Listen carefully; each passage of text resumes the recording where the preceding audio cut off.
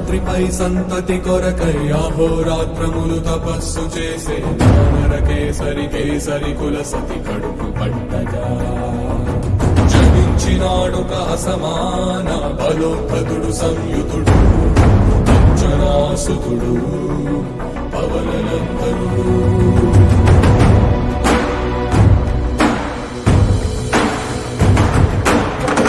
కిరణముల ఉదయాత్మి గని అవి పండిన తీరని పంటను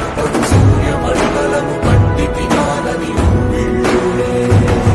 తన దేహం నాడున రవి మరుగై జగము చీకటై మారా